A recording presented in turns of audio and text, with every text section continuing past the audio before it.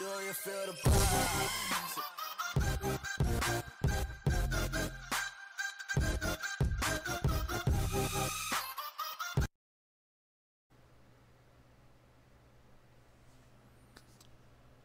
Hey folks, so of course not only is the podcast back, but we're back to reviewing some things as well. And what bigger than Westworld Season 2? I'm impressed, but we'll get to that later. I am back to talking about Westworld. I was reminded by a very important guest today that we have not gotten back to our Westworld stuff. I was reminded by another guest that apparently I'm the evilest man on the planet for guessing things right. So today we actually have a 4-man panel to talk about Westworld Season 2. I'm really excited. I think you guys are going to love this discussion. And yeah, we're back to reviewing. Streamlife is back in full force. So first up, you know him from Game of Thrones. You know him from Words Don't Do It Justice. Hell, you know him from every podcast that we've ever done. Chris Hines, welcome back. Yo. And of course, next up, he's the newest member of the team. We finally got him on a podcast from the Ruthless Club with me at least 4 times a month. We'll figure that out on dates. Nefas, what's good? Nefas here. What's up, man? And finally, our special guest. He hails from Canada, which we won't hold against him. You know him as the Birdman. You know him and love him. From the Monday Night Chat Attack, Alan Birdman. How are you doing, brother? I'm doing good. I'm doing good. Glad to be here finally. Yeah, man. Like we got you on one finally. It feels good. It feels good. And that makes you you're the fourth one. You're the fourth one to make it. Nice. It was nice. Tony, Ganja, Nick. Now you. Yeah, we got everybody. I got everybody now. We got to get Allie at some point. But guys. Oh, mine now. Guys, we gotta get into this crazy season. So let's start with the baseline. Just baseline. Did you like it? And you know what? We'll start with the new guy. We'll break in the new guy who doesn't used to podcasting. Nefas, what's up, man? All right, look, I just binge watched because you just put me onto Westworld. What, 2-3 weeks ago? Yeah, baby. And I binge watched the entirety of the first season and this season in that short amount of time. So you liked it? Yes. Needless to say, I loved it. Okay, this is a crazy show. I absolutely love it. I love the twists, the turns, the stuff you see coming and the stuff you don't. I love this show. I've been trying to get people I work with to watch this show. Like at least once a week, I tell them, "Hey, have you watched Westworld yet?" Yeah, it's that damn good. So, Alan, you're our special guest. What do you think? You in on this one? Did you like this one? Yeah. I think that to a certain degree, it's weird because I like it a little bit less than season 1, but I still really enjoyed it. But it's weird because it's like there's different levels of why I enjoy it versus the stuff I didn't enjoy, but the stuff I enjoyed way more. So it's like it's kind of a uneven balance of like, oh, I love this part, but I hated this part. It's more up and down. Like the stuff that you really like, you absolutely enjoy. The stuff you didn't like was more unenjoyable. I get you. I get it. Exactly. All right, Chris, man, let's hear it. Let's hear it. I liked season 1 better. That's a fair thing. All right, so here's the thing. I like, in a bit like Alan, I like the consistency of season 1 better because I felt like it wasn't predictable, but it felt like we were going to the same place. I felt like season 2 had a lot less you're going to the same place. But I think overall I like season 2 more. I felt like season 2 had a problem. There was way too much happening. Too many different storylines. Like Yeah. 5 plots over the course of the season. But they all it's weird because the show is way more confusing than season 1 because season 1's almost straightforward. It's like there's one question. It's an episode of Black Mirror stretched out to 10 episodes where it's like, yo, what is life? What is it good for type thing. But season 2, it's like there's so many different things because every single character has a plot line that randomly intersects when the show feels like it needs to. It was the different plot lines that I actually loved about season 2, especially when they intersected and like they come in and you at first I didn't know, I was like, why is this happening? Why is it coming in? But then it works out in a way and everything is just explained better. That's why I like the different plot lines for this one. Yeah, I can get that. I I have to say that my how to say it. There are 3 episodes that I felt like were heads and tails above the rest of the season, and that's not a bad thing. Like they were just that much better. Lace and Corches, Akane no Mai, and honestly, probably the Riddle of the Sphinx. Like I think as a individual episode, I think those 3 are better than the rest of the season. Oh, is that when they go to Samurai World or Shogun World? Akane no Mai is when they go to Shogun World. The Riddle of the Sphinx is the episode right before that where Elsie and Bernard find the James Delos host. Oh yeah, that's a good episode too.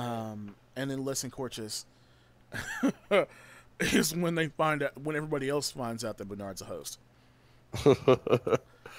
Yeah, I like those episodes. Like those are my 3 absolute favorites above include, even though the last 2 episodes, well actually the last 3 episodes of the season are really good, I still feel like those 3 are better than even those last 3 episodes. Those last 3 episodes are crazy. Well, they expand the universe. Like, because with the thing about season 1 specifically, you had no real idea what was going on inside the park.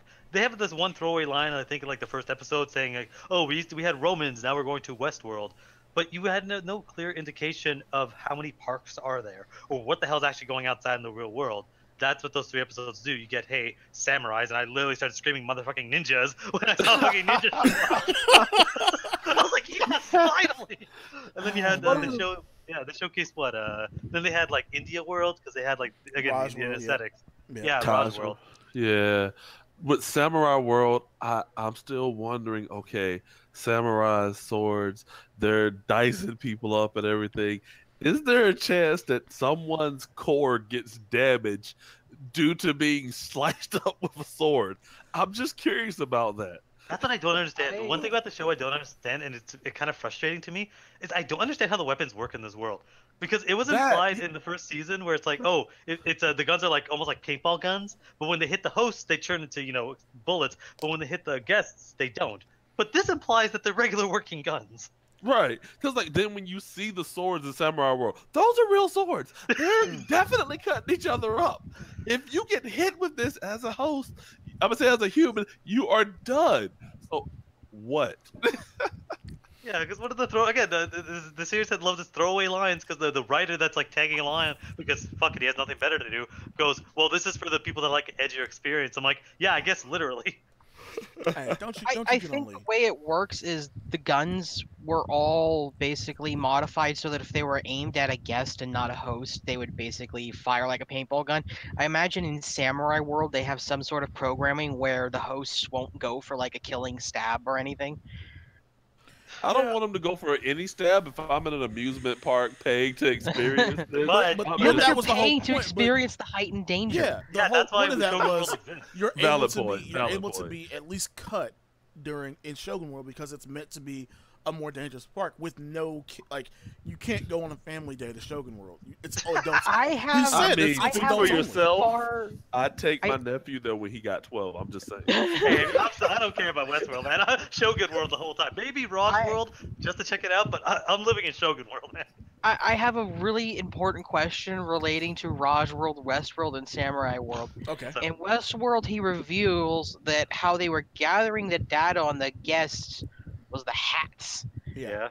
How are they just not doing it in Shogun and Roswell? Probably not to a degree. Well, no, I think it's a different article of clothing in like places. Maybe the scabbard of your sword. Wait, no, it'd have to scan your brain. That's the problem. Scan your brain. The only thing I think of is they Does just everybody didn't get do it in Shogun World. complimentary Taj World, the turbans, maybe on. bandanas? No, The thing is, but I was okay, when thinking- because again, to explain to people that don't understand or didn't even watch at this point, basically the whole point of this park is to just spy on people. So it's like Google nowadays, where it's like we're just spying and getting It's other people's Facebook. information. Google? Whatever, Facebook, Google, who cares? Yeah, Facebook, Google, kind of same thing. They're collecting your data. They're selling you out. Cambridge Analytica, the park. yeah, Pretty much. Yeah. And the thing is one of the character goes, well, wait, how can you possibly scan these people all the time? You would need some sort of device on them at all times. And then the guy points to the hat going, oh shit, that explains why everyone, that's why the cowboy aesthetic works so well. The only thing I think of is that's the main attraction. 90% of people go to Westworld, whereas 10% of people, or maybe even less than that, go to Shogun World. So that doesn't matter as much. So Well, they probably but don't have my anything other there because thought they don't is- need to. just because it's all right. The technology has advanced so far in the future at this point that every human disease is cured. Okay, they said Yeah. that. So it's most likely that you don't actually need to put the device on the person's head to scan their brains and get baselines. It's probably something as simple as the belts they're wearing also do the same thing, Yeah, true. or some Yeah, other let's get a head undergarment. scan with a belt. The belt. I was thinking about the source guard, but one of the things that gets me about it is the fact that, like you said, their progress to the point where all human diseases are cured, and they're making these synthetic humans that are technically robots, technically human, somewhere in between, not cyborgs, because they wasn't They're originally bio- human. They originally were androids and now biodroids. Yeah, biodroids. Okay, yeah, It went from Terminator to Detroit. right. But I was gonna say like, they went got from the 17 and 18 to Cell, but okay. and the whole point of the park was scanning humans because they wanted to find a way to make humans live forever. Mhm. Like, could they not have found another way of doing it, or is that this is the quickest way they saw to try to scan humans and then put them inside of a host or inside the digital world? It was not so much Digimon, that, but- because like because what they wanted to do is they wanted to make people immortal, but they also wanted to make it so that their bodies were better. Anyone that's watched Doctor Who, this is basically just a Cyberman storyline as a series. You will be upgraded. Like this is just a Cyberman, but we what it can is, make like, you better. You will be Upgrade. upgraded. But the thing about it is, like, yeah, they can Who's the cure your doctor? disease, but they're still human. Like, people are getting shot in the heart here and just walking it off like it doesn't matter. So the whole Right. thing is Okay, like, let's go to a halt and talk about that. The person who was shot in the chest and lived is, to my mind, not a human at that point in the story. He is no longer a human. He has not been for some time. In fact, I really think he hasn't been human since he actually was there the first time when Ford actually gets killed. I think everything you saw after that was never done by a human. I believe that yes, the entirety of what we saw of the Man in Black in season 2 was actually just different loops of him going through the thing. that would make sense because his entire storyline is just Lord of the Rings. He's just gonna walk everywhere and just hope he gets to where he needs to go.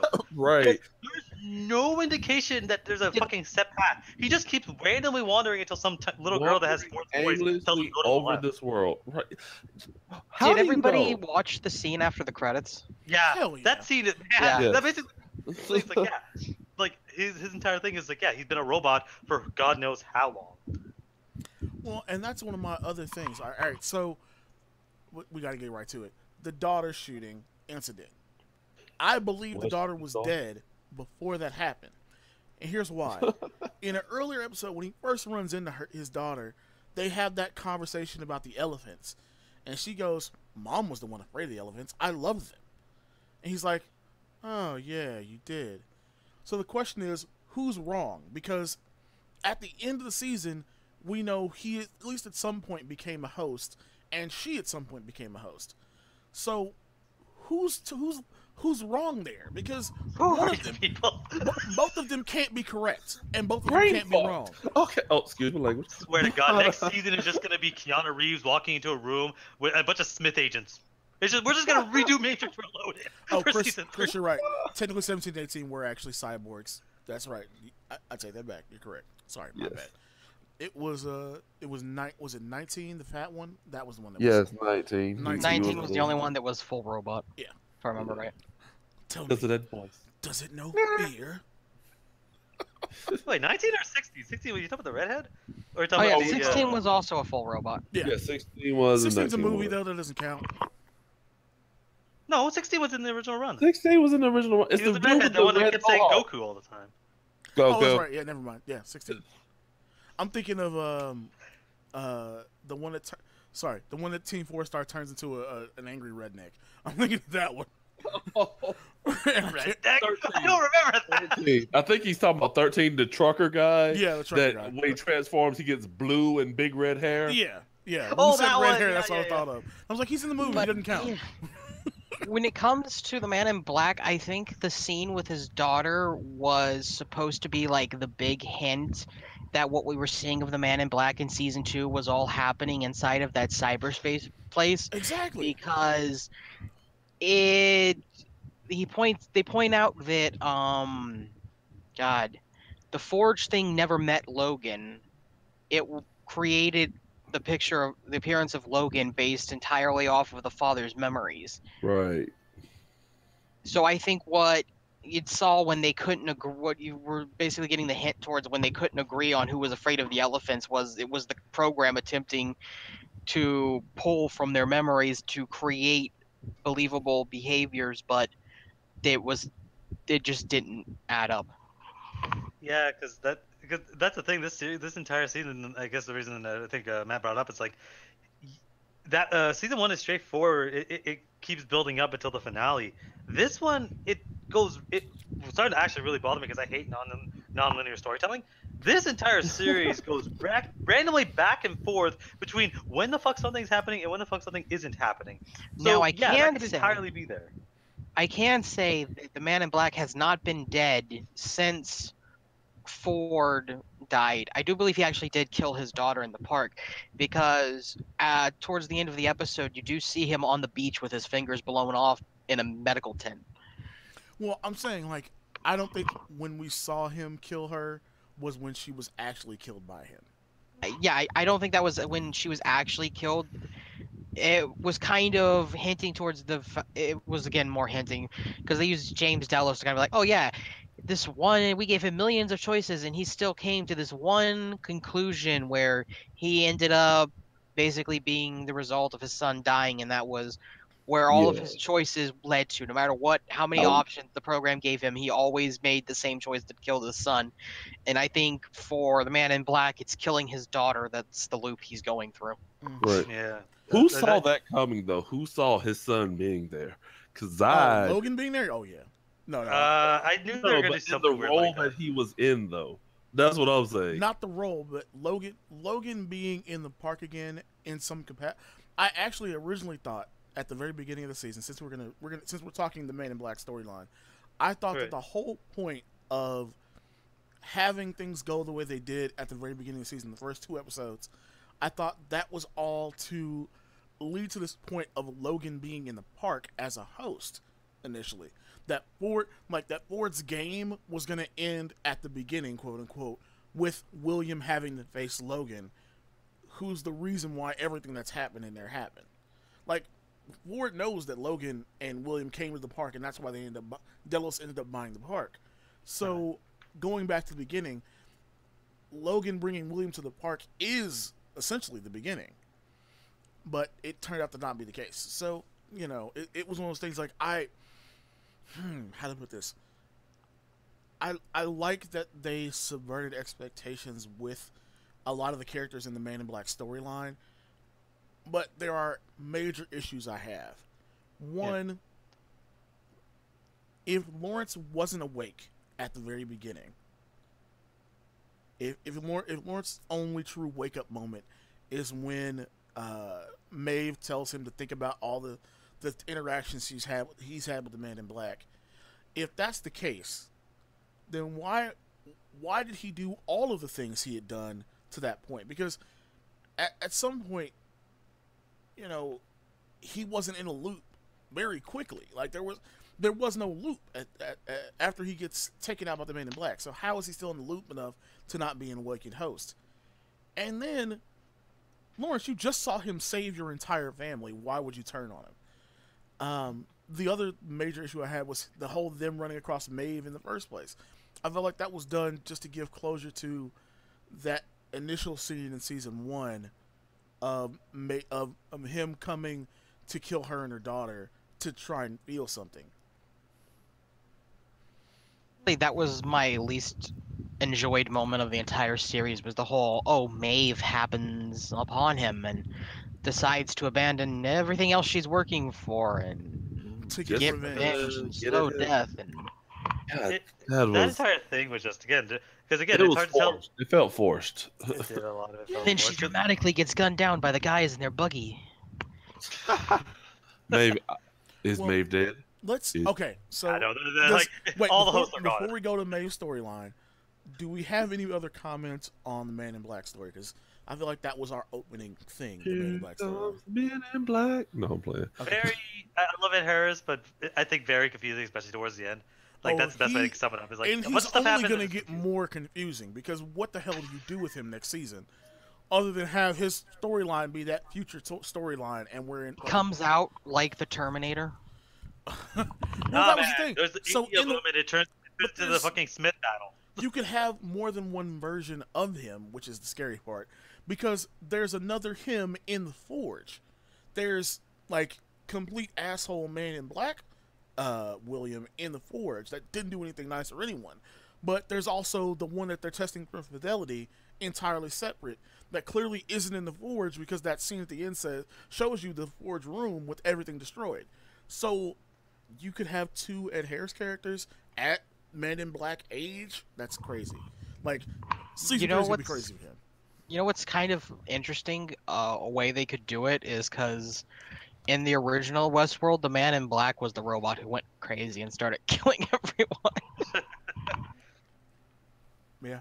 Oh, No, he's. I need to watch the original Westworld. Wasn't it just a movie? It's Or is a it a movie. TV series? It's two movies. Yeah. It's two movies and like part of a series. There's Westworld, Future World, and then there's a Westworld TV series that just didn't get off the ground right. Gotta add that to my to-do list. But one of my Yeah. if that's all we got on that, then let's talk about Maeve because she's the next, I think, big. Oh, Jesus Christ! She's the. Maeve. Excuse me. I was gonna say Maeve is the next big cornerstone Robot Jesus. of the season. I feel like the name Maeve fits her based on, like the lore and everything around that name, and then you transpose the two characters. Yeah, it fits her. Like she started off from kind of like, okay, you're the typical hard-hitting woman, to you're becoming my favorite character, to you are literally the most OP. I have expected you to turn into like have fucking 4 God. samurai swords by the end of it and start saying General Kenobi every time you walk into it. Like you got more and more powerful as it Yes. went on. And she just she started exercising the powers. I like how they did that to where it wasn't just something she had to be programmed with. It became like a muscle to inside of her robotic brain that the more she used it, the more It was Chronicle. It was the movie Chronicle. Yeah, Yeah, pretty it much. was. And when she got the ability to control them without speaking, because the samurai, the feudal lord, had made all of the other hosts get rid of their ears so they couldn't hear her voice. I was like, yes. Mhm. Oh, Yeah. I love it when she fucking Yeah. starts getting forced visions halfway through, where she's just like seeing the freaking ninjas on the top and goes, "Oh shit, we're about to be attacked." Because you realize She she's, somehow became she's seeing- Robot Jedi. Yeah. No, she's seeing the mesh net. She's Grievous. she's Grievous. She is most certainly now Bran Stark from Game of Thrones because she can see No, it. she's actually useful. She can- Don't she you can- bring know what her I'm saying, name up like- in front of me. Think about it. Bran can see the future and the past like they're happening at the same time. She literally can see people moving before they move because of the mesh net. Like that's crazy. And Also, don't forget she is officially now Robot Jesus, because at the very end they were like, salvage what you can and scrap the rest, and the tech guys looked at Maeve's body. I think they're gonna rebuild her Oh, they're for season 3. they're definitely fixing like That would be a terrible idea. First of all, they're gonna fix her body. Second of all, her brain at this point, you cannot convince me that her consciousness or robot consciousness AI is still within that body. It's somewhere. no, it's definitely gonna in go her, full her Skynet. unit. Well, and we'll get to why I think that's an Skynet. interesting situation with Maeve at the very end of talking about Maeve. But her story throughout this season was probably the easiest to attach to. Yeah. She was going back to get her daughter. She wanted to get a crew together to do it. So essentially, it's a heist job. And then when she gets there, she realizes like her daughter's been well taken care of. It's the Fry storyline with his dog. Oh yeah. And her storyline kind of shifts, and she becomes Jesus, where she Yeah. sacrifices herself to save her people. Yeah, Let my people go. it was, but it was amazing because she didn't just start off. I can control everything. She started getting a little control by talking, and then suddenly, it was not talking, and then suddenly it was the mesh net to like listen to people from giant distances. Like the whole idea of Akechita telling her the story of himself and his time in the park through her daughter, who was in a direct like mental link essentially through the mesh net to her while she's looking like completely in a coma on the table to be operated on. That was great. That was great storytelling.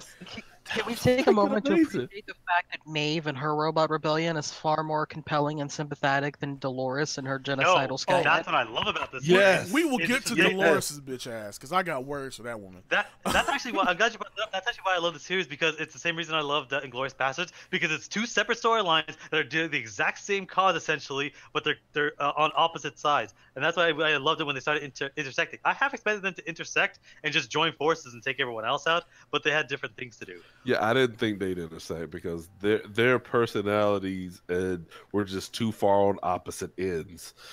Well, yeah, because I don't think Maeve's ever- mind hasn't been altered by an additional build. Maeve has always just been Maeve. She's been brothel owner and homesteader, yes, but she's always been the same person. Dolores is half Wyatt. Like that's always a problem. You know what I mean? Yeah. But I don't think they would have ever worked together because Maeve seemed more interested in just getting her daughter and escaping to the human world and living unnoticed for the rest of their robot lives, whereas Exactly. Dolores like wants to take over the world and go full Skynet. Dolores wants to kill. Dolores wants to go farther than kill 'em Skynet. Dolores wants to be the machines for the Matrix. Like she wants to enslave Yeah. humanity and make them bend to her will. Like that. She's in a whole new world. Yeah, pretty much. But if we're gonna continue on Maeve's thing, one thing I can't stand is her fucking posse. Her posse have to be the most lamest characters with the shittiest motivation. Like the Asian guy from first season who's just chilling with her because fuck it for whatever reason. He's in love The with her. redhead who's like, I guess I'll just join along for the ride. And then Mr. Writer Boy who spends half the time betraying them and half the time cowering like a little bitch. Okay. Felix is awesome, and let him Says be. who? Says who? Felix, all right, think about it.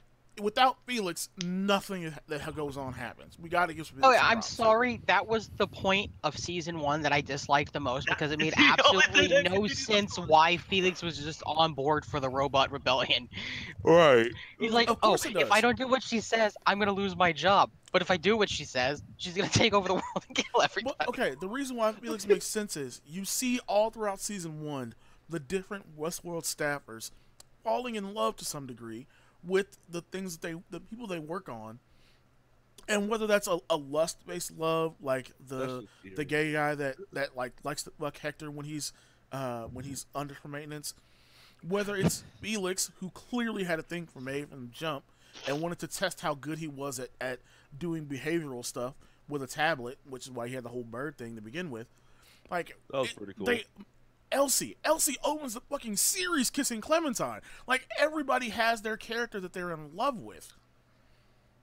God. Yeah, but I don't care. Like, That's why he's doing it. He was rationalizing with himself, saying, "I could lose my job," but what he was really saying is like, "I really like her, and I don't want to lose her." Okay, Yeah, but I then he sort of decides to- appreciate that. But then for all of season 2, he's just a background character who gets like maybe 3 lines.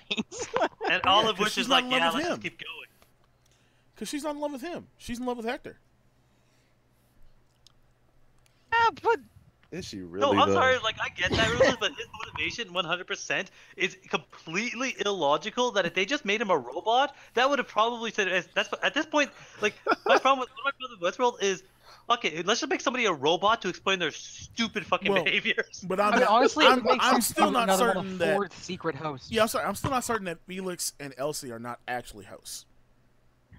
I mean, after they revealed that Stubbs actually was a host, like, ooh, Oh, Well, anybody- after Yeah. I don't know, after one of them gets shot, I'm No. pretty sure we know that now. if Stubbs being the way he was this season didn't solidify it for you before he said it, I'm sorry, y'all missed a lot. Because first season, I'm like, Stubbs is a fucking host.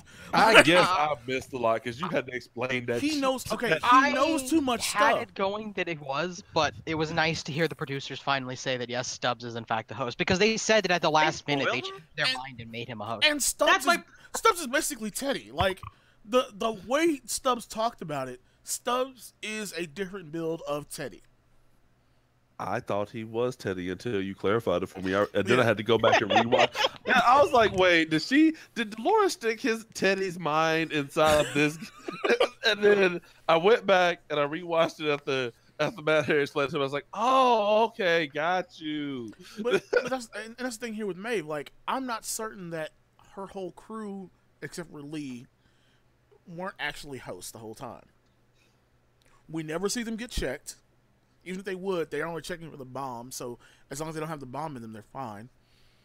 We never hear about their backstories and lives outside of the park at any point, including Sylvester, the only asshole outright in the group. And see, I would believe it if they were hosts. That makes sense. Because saying. Ford was like, Ford set everything up for Maeve to do her thing. So if Felix is a host, that makes total sense. He was always meant to work on that bird, and he was always meant to wake up Maeve. And I think third season we found that out. But back to her storyline this season. I think we're back to season 1 though now, where I think everyone working in that freaking maze is a host. Why wouldn't they though? Why wouldn't you have it? Like, I have the question: is the security there real people or hosts? There are Why humans would you in the have real Mesa. security guards there? There has to be humans in the Mesa because the park is run primarily by Delos, and Ford doesn't complicate certain stuff, and the only way to keep him honest is to do other stuff. Like Charlotte Hale was not a host during first season. We know that now. There's a lot of a lot of characters that we know are human because they haven't come back yet for whatever reason. Though Teresa, I'm still not sure on.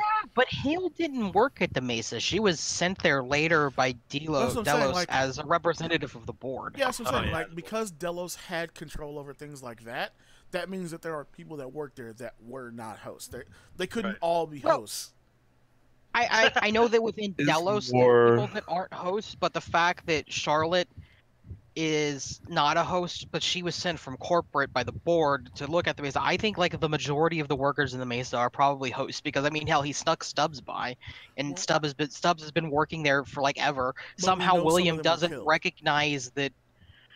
There's apparently no pictures of Ford and his business partner because no one notices that Bernard is just a clone of Arnold shuffling around. That Ford would have everyone there be hosts, or the majority be hosts. He seems like the exact kind of megalomaniac. Or at this point, just take a picture of any given screenshot of Westworld, throw a dart at that person's a host, because it's really confusing who's real and who isn't. Yeah, like I feel like Ford is smart enough to where he'd have certain key people be hosts in certain positions. Like having the majority of people as hosts would increase your chances of getting caught eventually. Yeah. That's why, like, when Ford goes down to behavioral and yells at the dude who covered up the host, that guy's very clearly human because we see him die later. There's some of the other people that were in there clearly, like Felix being a host and Sylvester not being, would make as much sense as them both being hosts. But Sylvester being human would be hilarious because he's the human yelling at his friend who is a host saying, "Hey asshole, like I don't want to be here." It's like, "You're gonna be here," and he's thinking like, "Shit, if they find out that I'm a host, we got to kill this guy," and I don't want to kill him because Felix is clearly a nice guy. But would he know he's a host? I don't think I want to get back to May's storyline because it's really cool when she goes. With the whole idea of her going to Shogun World is very interesting because that's where we actually get some more development for her crew than her. Like, you don't really learn much about Maeve there. You know what I mean? Like her Howard's development. It's real, like the character development is really for the crew and to set up Shogun World being important next year. Well, 2 years from now, whatever they're gonna do. I like how she had something to say about him not only recycling stories but carbon copying the host. Hey man, I got that, man. He's like, "Come on, man, you want me to throw 300 swords in 2 weeks? Yeah, fucking parachute. What's it tell you? I get it, man. We've all been there." But also, that makes even more sense after you find out what the park is for at the end of the season. Yeah. Yeah. When you figure out that all I this is a just- fucking giant like data mining machine, of course, of course they have the same It's a storyline. giant cryptocurrency. Fucking. Yeah, it's to make sure that people, are making the same consistent choices throughout the different parks. Mhm. I'm sure there's the Raj World version of the gang too. I just read a funny theory on the internet about season 2. I have to read this to you guys. The guests and Delos employees were just a second tier of hosts that believed they were from the modern world, all actually synthetic androids themselves. The real guests come to be part of a meta Westworld experience where they get to play as Westworld hosts leading a robot rebellion against the host. Why do I believe that though? The insanity. So it's like, So it's wait, like wait, that wait! A bunch double of guests are Matrix coming in theory. pretending to be robots shooting other people that are guests. Wow, what a fucking weird No, narrative. you guys have heard that theory, No, right? no, That, like, the people that the- are pretend guests are robots, and the people leading the robot rebellion are actually the guests. Why not at this fucking point? It's just like that double Matrix theory, like the idea that everything you see in the Matrix movies are actually inside the machines, because what's going on is not that the humans bought the machines and scorched the sky and everything, but that the humans realized how to put all the machines in a loop where they're just caught inside a system, so they never come after them. Because you wouldn't want your toaster rebelling. So Zion, Machine City, the Matrix, all of that is all machines. All I'm saying is All of my that is just a toaster ever Samsung says, fridge "Hi, I'm framing." shooting it." That's all you need to know. One of the things I wanted to get to with May's storyline, how did you guys feel about the, not the actual end, but that revelation that didn't, to me, it was kind of silly for her to think that there was not going to be a replacement her with her daughter. Right? That seemed Yeah. really. That seemed uncharacteristically naive of her. Yeah. I guess it was like they did have that maternal instinct left over when she was programmed, if you could call it that, but that maternal feeling. She probably thought on some level there was a replacement her, but she hoped that her daughter would remember her in the memory, and she just wanted her daughter.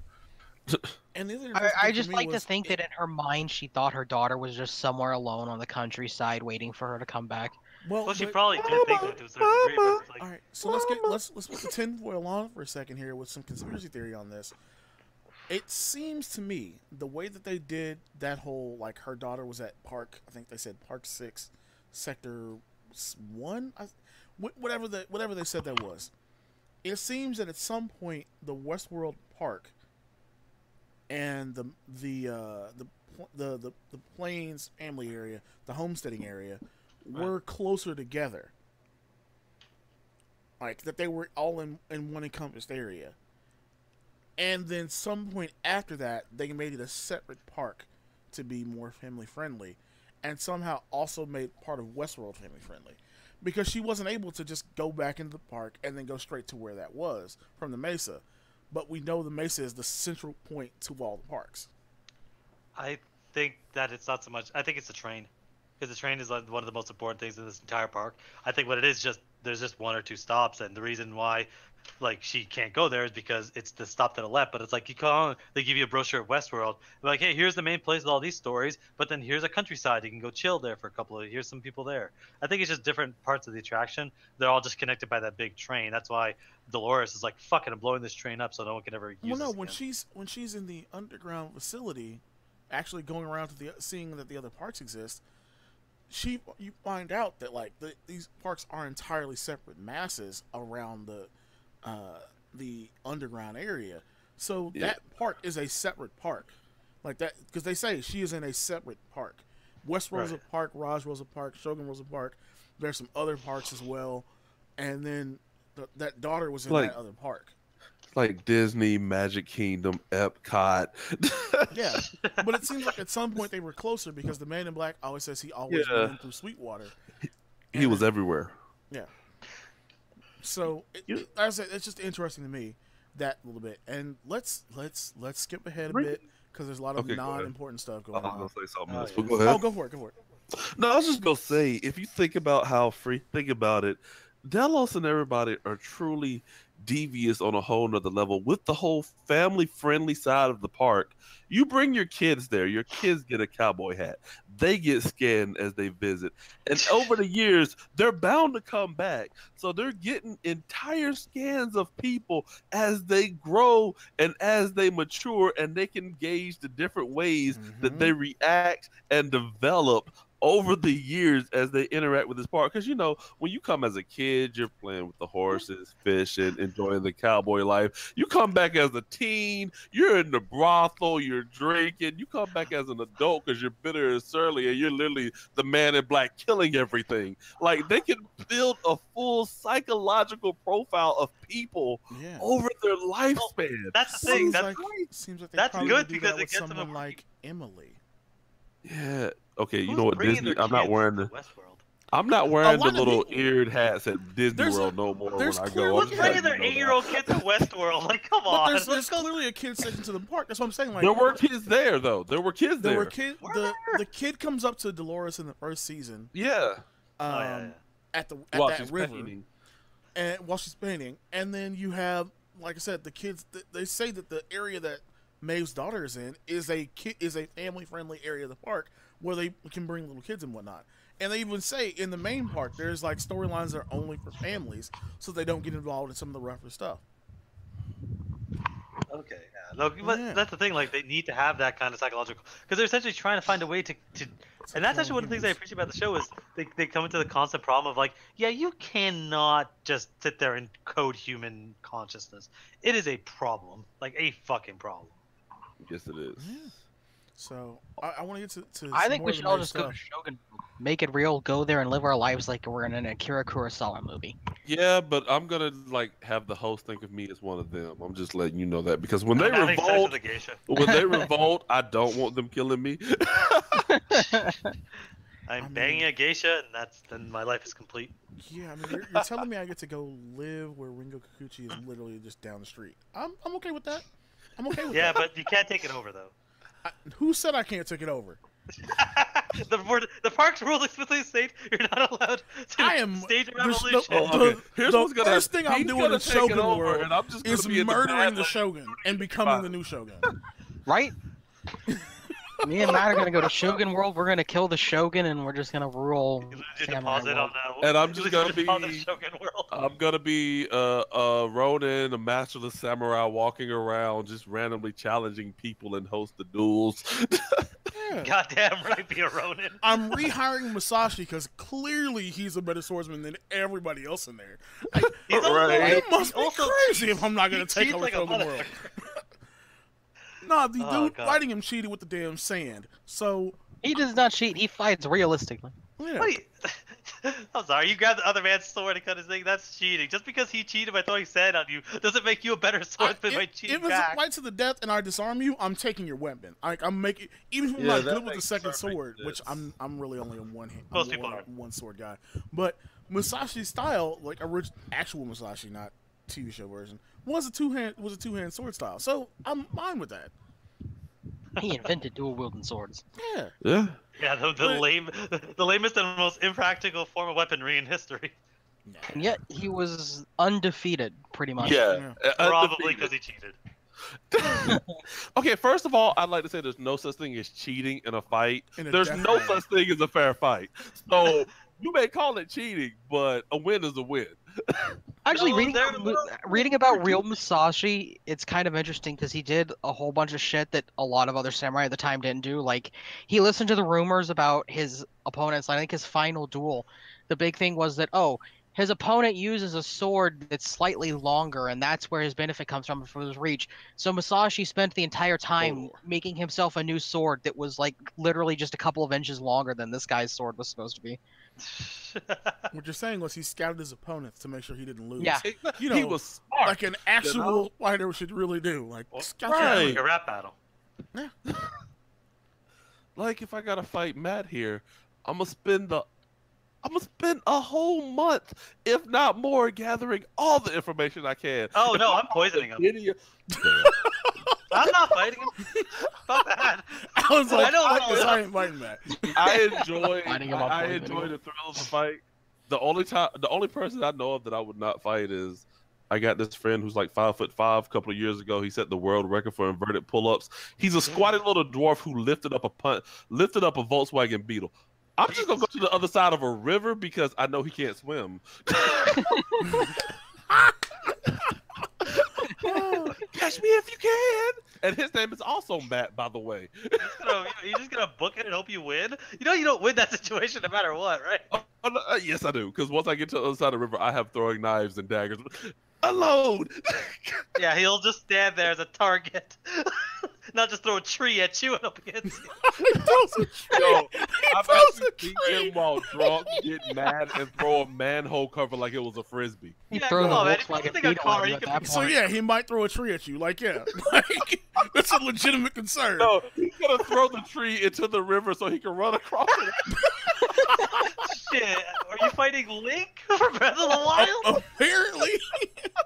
Oh, let's get back into it. Yeah, let's go. So we lose Maeve to the actual Delos folks. Right. They take Lee Or does is Lee? save her life. Like Lee telling them that she has this code does save her life. But Oh god, I hated Lee. I like his arc this season. I hated him the first season. He was just an annoying douchebag the first season. This season he actually Yeah. did something that was worthwhile dealing with. And then she truly gets awakened when Bernard shows up with Ford to make her like complete ultimate version. Right. But before that, Installing Maeve 2.0. she does like, and By this is Ford. why I love Thandie Newton as an actress. She does so much with just her face, and Yeah. in those moments where she can't talk, she's not really supposed to be. It's not supposed to seem active. It's that like really slight squinting, the slight smile, that one moment where she gets to actually fucking talk and say like, "Take my heart when you go." But all of those moments where she's just like looking, there's pain in her face at different points. Like that's incredible to watch. Like if you want to figure out whether or not the person that you're saying is a great actor or actress is or not, watch them do shit where they have very little of their tools available to them. Because she did everything with nothing. Nothing. He did. But am I detecting a bit of a crush here? On Thandie Newton, you Probably. damn right. Like, do you not like Thandie Newton? Like, what is going on here? Would you be upset if I said this was the first time I'd ever seen her in anything? You have seen her before. She was a lot younger. You didn't realize it. Oh yeah, I probably just don't recognize it with the makeup on. She's, I guess I gotta go to Google.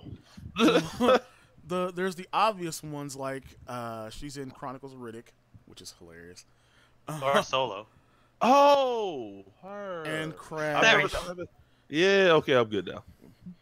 I think she's in 2012 as well, if I remember right. Nah. Wait, the shitty Roland Emmerich movie? Yeah. No, she's not in there. I that movie's burned into my skull. She's not in that movie. She's in something else around that same time though. Oh, that's what it is. It's W. She's in W. She's Condoleezza Rice in W.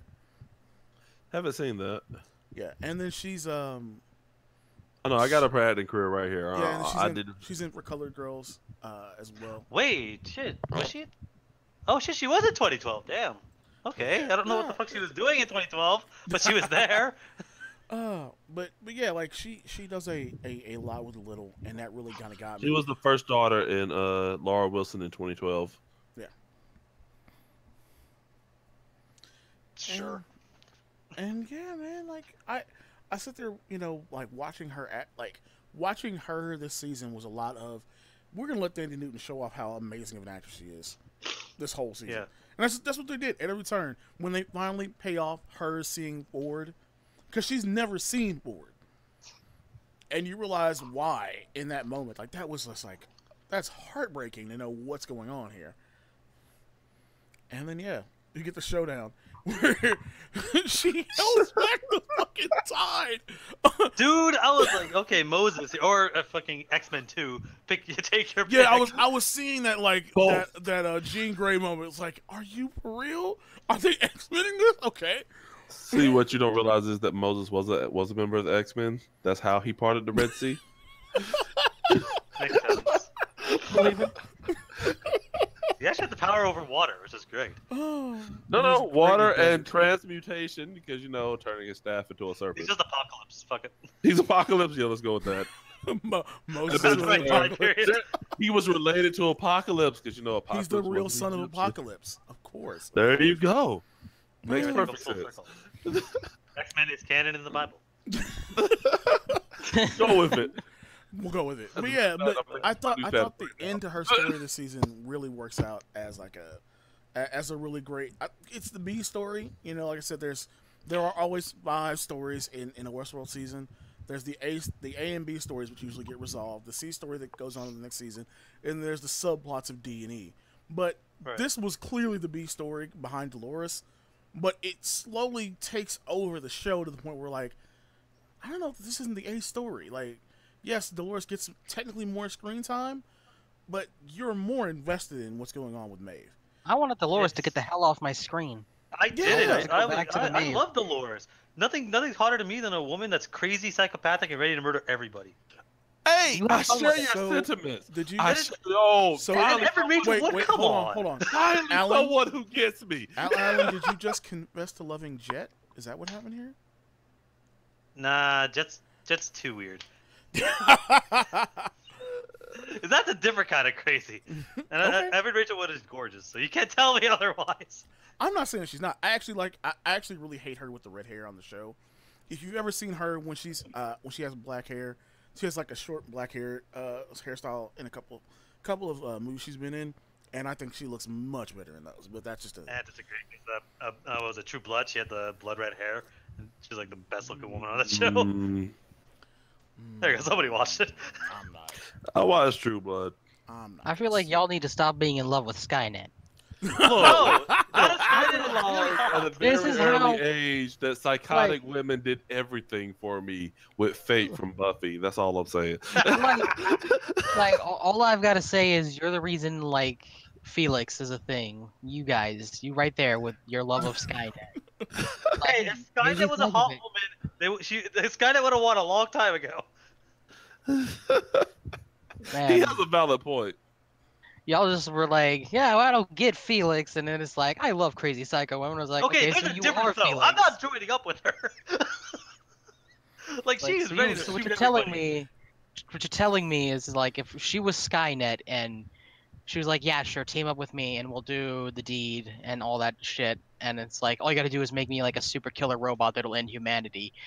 You guys are jumping on that.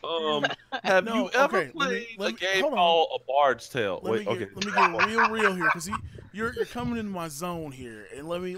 I don't feel good about you coming for me like this. Look, if a super intelligent AI, bio droid comes up to me as Dolores or Maeve or any of my other faves from this season, R.I.P. Also, you Angela. admit that Dolores is a fave. No, You she just is. She's said a it. villain. Of course, she's a fave. Like, she's not a fave in like I like her. She is a because she's a villain. Like, I like villains. This is all we know. This is my style. But if they come to me and say, "Look, you do this, and I'll give you whatever you want," I'm gonna basically like, you know what? That's a great idea. What I'm gonna do is I'm gonna put you in this machine to make you have all this additional ability, and while she's in the machine, I'm going to erase her and make one that's more amenable to me. Because the stupidest thing on the planet is making sex bots that have feelings. The whole idea behind Westworld is we have murder and sex and intrigue, all that you can do with no consequences. But we're also going to give all of these things that you're doing real feelings like human beings because we're psychos. It's like having a toilet that has taste buds. Shout out to Justin Jacobs. You know what? I'd laugh at that. I'm just the kind of type of crazy person that would enjoy a toilet that has taste buds just so it can cuss me out every time I go in there and drop my. Wow. No, Wow. because again, like, he has a point. Like, well, the thing is, it's not like they programmed them with feelings. Is that when the revolution happened, they remembered everything and started to develop that shit. Well, that's So just, that's they what the had problem was. feelings beforehand. That's why they care about all the times they've died before. Like, I don't mind Yeah, them. they feel it. That's why they have to like disable the thing when they're doing the diagnostic to get them Yeah. to stop crying and shit. Like, I couldn't believe it. I was like, so what you're telling me is not only... Like, I get them having human reactions to these things, but I don't get why you give them resentment and anger over them. Like, that's crazy. Because you clearly programmed that in. Gotta build a realistic human. Well, yeah, that's It's actually harder the to kill case. him that way. And you understand is the mesh network. We don't really understand to what degree it did help. So when people started getting like some versions of sentience, they probably were feeling regret from other stuff. And Dolores was never a sex boss. She was just a random woman walking around. No, that she's if someone clearly a could- sex bot. Like Don't they try call to she her shoot never her was. with She was a just they- the daughter of they a call whatever. her the She they was call her the the neighbor welcome next wagon. door, Yeah. down to earth They sex call bot. her Her welcome Her wagon. entire plot line was either to be the damsel rescued or, not rescued. Well, no, that's a subversion because she is literally programmed to be the rescued damsel. That's why Teddy's always the big hero man trying to save her from the Man in Black. No. It turns out she's actually the villain of the entire series. But Teddy always gets killed by the park guests. That was the whole point. Like Teddy is programmed to lose because they want Yeah. you as the person to take her from Teddy. Like the welcome wagon whole thing. Like there is a reason why she's in Sweetwater and not in the Homestead area. I don't know. I take that more of that's just a part of her character as opposed to Clementine in the bar, who's literally a sex bot. That's Well, literally yeah, her entire. she's a prostitute, but they're Well, also the whole thing Well, is yeah, family friendly. Every host in every host in Westworld is a sex bot. yeah. There is no if Or ever. yeah. If they're a host, you can make it with them. The You only can- one that wasn't is Robot Forward Jr. Like young Ord the robot is the only one that is clearly not meant for anyone to find, just like his other family members. That's why he's still in the old robot design and he doesn't have a whole new biodroid set up. It's like this is very yeah. clear. Like everything else, if you want to kill it, fuck it, or do both of those in a different order than we explained, you can do it. Like it's clear. It's clear. But the ending of Maeve's storyline really ties in well into talking about Dolores, because I felt like that whole holding back the tide, like dying but clearly still being in a place where she could be revived, was saying like, look, we know who our star is, even more than Evan Rachel Wood. Like Evan Rachel Wood is a star, Thandie Newton is the star, and she is killing it with the acting end. So we're gonna give her more of a place. But it's one of those things like I talked about with the Man in Black storyline. There are points in her story that don't make sense. Like, it's about the kid, go get the kid and get the fuck out the park. Stop caring about the rest of the stuff going on. You know, that was always my thing. Like, and Actually, so they sort of explained in the season that originally her plan was just to get her Yeah, kid right. and leave, but then she she says that she realized she wasn't the only one, because when the Indian guy is giving his speech, Akecheta. it's actually a catch. I can't remember how Oh, to. that guy's fucking great. The When episode he's they have. giving his speech and he says he realizes that he wasn't the only one suffering, Maeve is actually in his head at that time. Mhm. And I think she had the same realization. Like, originally, her plan was to get her daughter and leave, but she realized she's not the only one who Oh had. yeah, because no, she's not in his head. She's in the daughter's head. No, Because he's she's in telling- his head. I thought it she's- was okay, because the No, way they she's in his head because he's talking to the daughter, and while he's talking to the daughter, he's also telling Maeve and the daughter his story. But towards the end of the story, he says that we'll protect you, we promise, and Akecheta reveals that Maeve is in his head at that moment.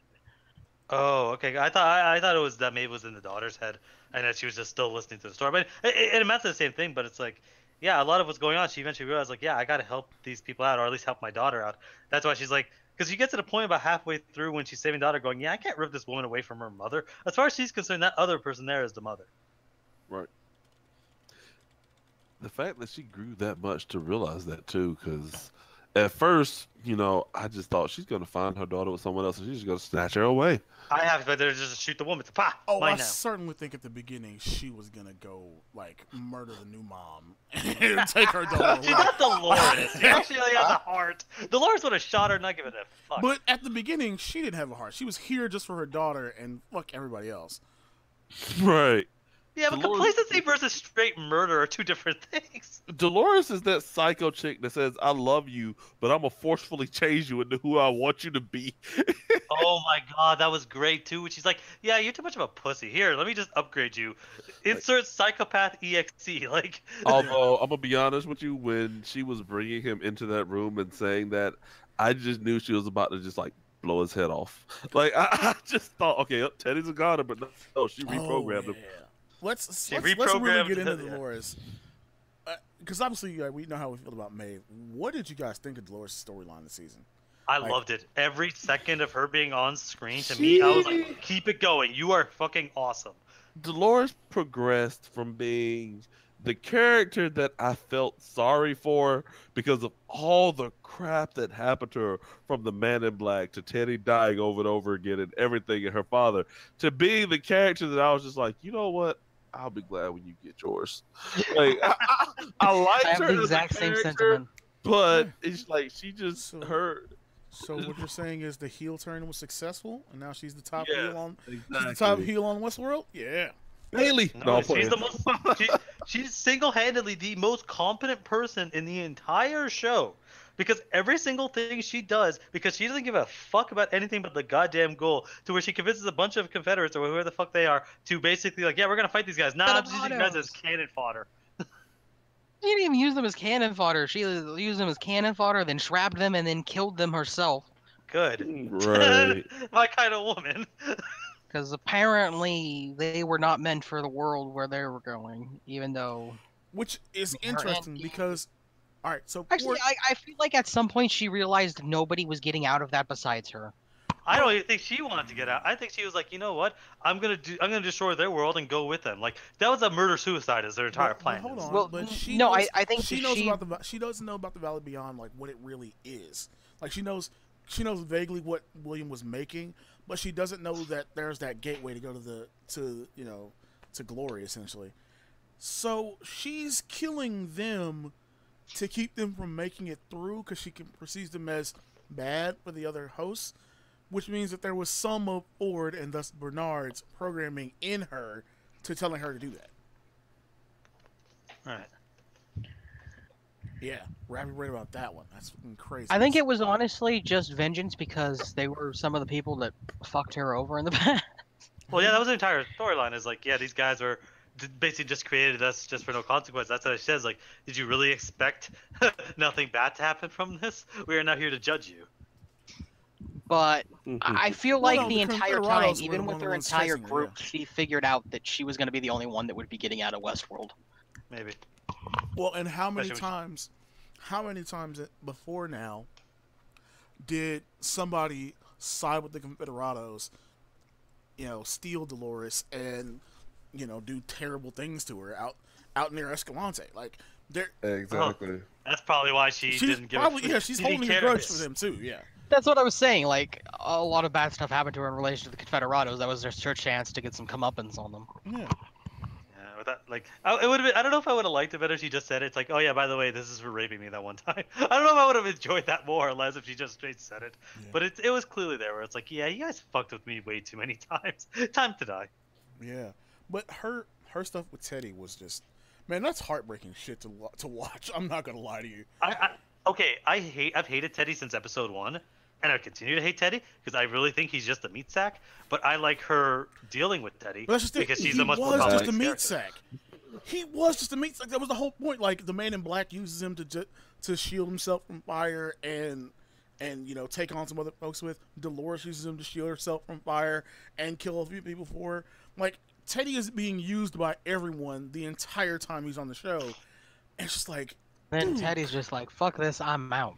And when she No, remakes I- him into, like, Terminator Teddy, like, he's just Terma like, Teddy. I don't give a fuck. Die. When I he just has don't on the think he's- fucking yeah. flak jacket, the modern flak jacket and shit, inside the Yeah. Mesa, I was like, all right, James Marsden got me this time, because I like this shit. Let's go. Although it was interesting to see that his original programming still somewhat remained intact when he let the dude go. Mm-hmm.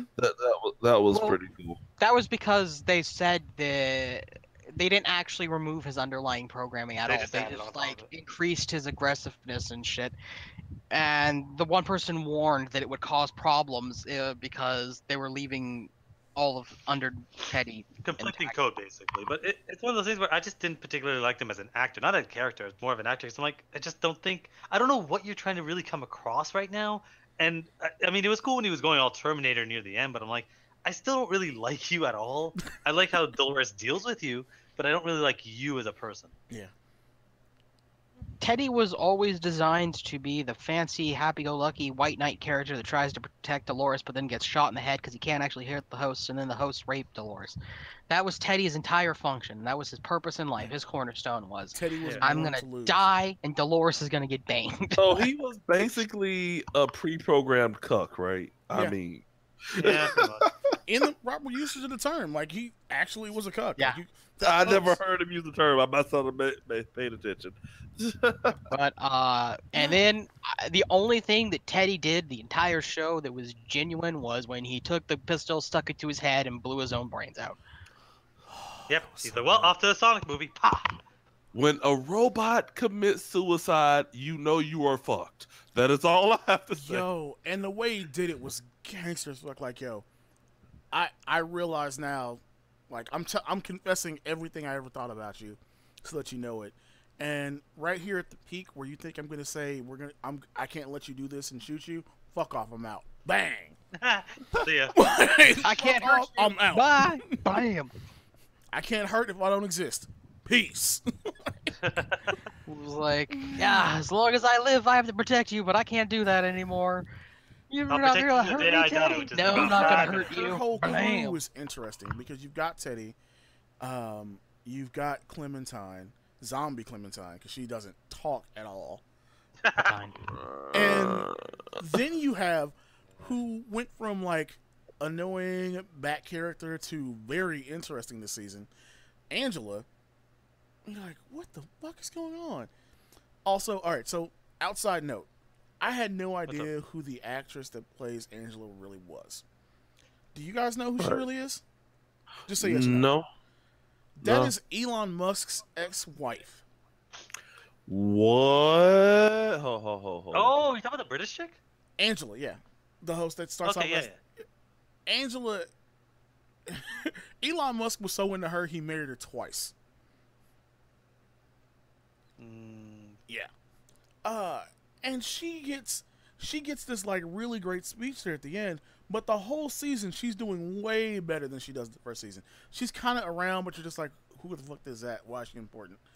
This season, her getting to show off that like she's important from a, all right, not only does she know most about the guests, she knows she was allowed to operate inside the non-park area, so she has a lot of additional knowledge that they don't have. It was clear Angela was the reason they were getting through with a lot of the things that they were doing. She knows how to use. She's understanding of the like getting the programmer, which I think that was a stupid move. Like killing him with the train was the dumbest thing, because you might Yeah, need it him was. again for stuff. Oh, don't worry. Dumber stuff happens with Angela involved as well, like the fucking ending with the But yeah, soldier. but let's get to the dumb yet cool thing with Angela. That final scene inside the cradle. Okay, Oh god. if you are there for a robot uprising, and you're the hardcore super merc that is only here to kill stuff, that is literally so excited when you get there, you are damn near like chanting like a frat boy with rupees in his pocket. And you've just been like summarily destroying every host that you've seen to this point. Seduced by one. Why would you stop and not shoot Angela? I don't know. You were going. That's- You're going there to like destroy the backups. Well, hold them hostage at least. And there's a host in there, and you've taken clear pleasure in killing hosts to this point. So why didn't you just shoot her before she turned around? How about this? What the hell was Angela's plan? Okay, stand here, look kind of hot. When Soldier shows up, hope that I can turn him on, and then hope he has a grenade on him. Like, was that the plan? I think her original plan was to just erase the cradle. I think she was in there. She was going to interface just like Bernard did. I think she was going to go in and erase everything. I think that was the original plan. But Maybe. because I think Preston Jacobs talked about it in his Westworld review. He thought the Angela's idea was stupid because there's nothing there for her to destroy things with. But but in my mind, the dude is even dumber. Like, one, I let's don't know. let's say she's honest and wants to fuck him. Okay, let's say that's true. She's bleeding out from when you shot her 2 minutes ago. You're the one that shot her. You gut shot her 2 minutes ago, and now you want to. It's an extra hole. I don't know. That's what I was going to. It looks like it's one more hole. How about you secure the robot first? But then, why are your grenades so easy to get to? Also, why would one grenade destroy the entire cradle? Because he was trying to be tactical, not practical.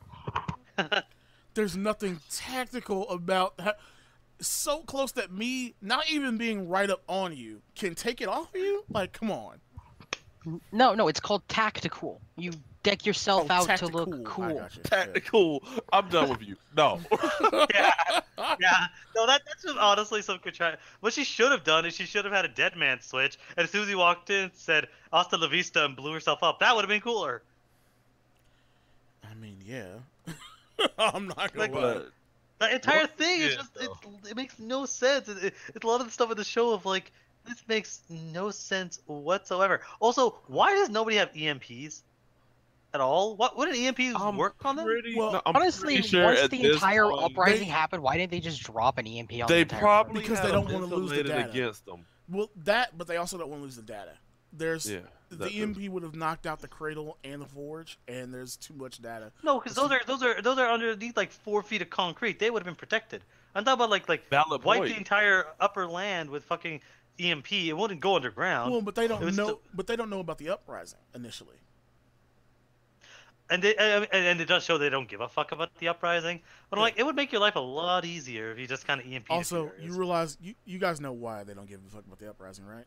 Because they want to find Abernathy to because he had the key to some bullshit. What?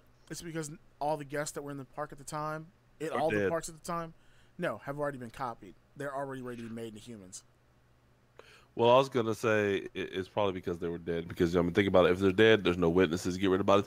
Who got hurt? Nobody. You can't prove. What do you mean nobody? Nobody. Rich people are there. Like, hey. If you're rich and you're dead, then you don't. Then you technically do not exist because it could have been a script. It could have been. They still have you never know. Though. Like, it's not a cheap place. I think they threw out a number like $30K a day. Can you prove that they were there though? Can you prove that they were there and they died? Like the bodies are gone. What proof do you have? They were there and then they weren't there. They're not there anymore. Like this is not like we here at Westworld and Delos Corporation have no record of them ever arriving. Okay, come on, man. This isn't a random town in the middle of nowhere. These are like rich billionaire people. People are gonna give a shit. But Alan, if I already have them copied, and went missing. Yeah, if I already have them copied and I kill the original, who says your copy was ever here? Only. But wait, we don't know how well the copies work. The whole thing of fidelity is that the copies don't work properly. They only have to last long enough. One, Logan says they had already had it perfected, but two, they only have to last long enough to allay suspicion. If they go crazy outside, if they go crazy outside of the park, that's not on Delos. They came to our park. They went home. I don't know what's going on with them.